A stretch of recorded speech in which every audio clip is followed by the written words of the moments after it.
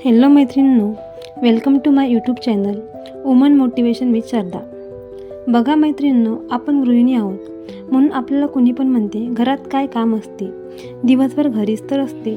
पण घर सांभाळणं, मुलं पाहणं, प्रत्येकाची जबाबदारी घेणं, प्रत्येकाला प्रत्येक वस्तू हातात देणं एवढं सोपं नसतं. तरी पण जेव्हा कोणी हे वाक्य म्हणतं ना की घरी काय काम असते, तेव्हा प्रत्येक गृहिणीला किंवा आपल्याला वाईट वाटते.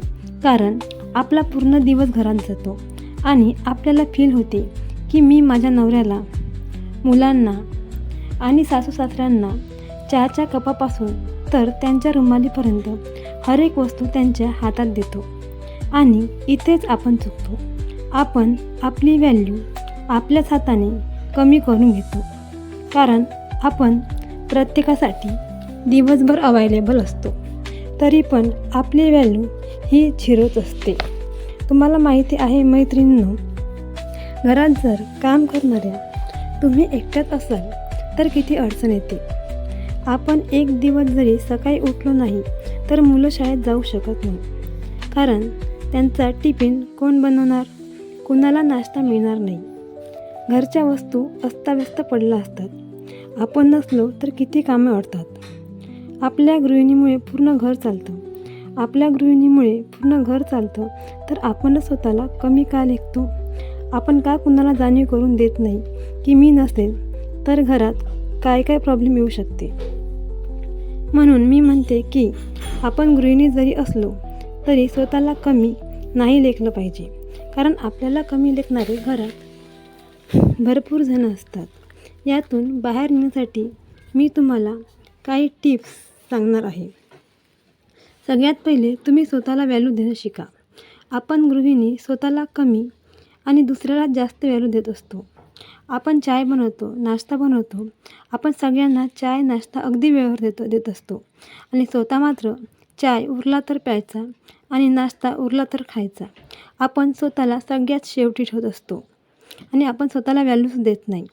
त्यामुळे आपण जर स्वतःला व्हॅल्यू नाही दिली तर कुणी लोक आपल्याला कशी व्हॅल्यू देणार? त्यामुळे आपण सगळ्यात पूर्वी स्वतःची व्हॅल्यू केली पाहिजे. नंबर 2, कुणासाठी पण एनी टाईम अवेलेबल राहू नका. प्रत्येक वेळेस प्रत्येकासाठी अवेलेबल असलं की आपल्याला वाटतं की आपल्याला घरात खूप चांगलं म्हणणार. पण असं काही नसतं. उलट त्या गोष्टीने आपली व्हॅल्यू कमी होत असतं. लोक आपल्याला सरळ शब्दात सांगायचं म्हणजे रिकामटेकडी बाई समजायला लागते. त्यांना हेच वाटते की आपल्याला कोणतं काम नाही म्हणून आपण त्यांच्या मागे मागे फिरतो. म्हणून सांगते की कुणासाठी अति अवेलेबल राहू नका. नंबर 3, प्रत्येक वस्तूची जागा बनवा आणि त्या वस्तू त्या जागेवर ठेवा. आणि घरच्यांना सांगा की तुमच्या या वस्तू या जागेवर आहे आणि त्या वस्तू त्यांना त्यांच्याच हाताने घ्यायला लावा. तुम्ही देऊ नका.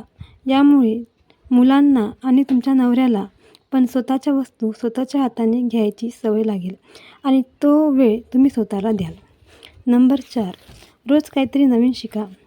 घरातून किंवा घराबाहेर जाऊन 4 पैशाची अर्निंग करा. म्हणजे कुणावर डिपेंडेबल राहावं लागणार नाही आणि तुमची व्हॅल्यू पण कमी होणार नाही. ओके, हा व्हिडिओ जर तुम्हाला आवडला असेल तर नक्की लाईक, शेअर अँड सबस्क्राईब करा.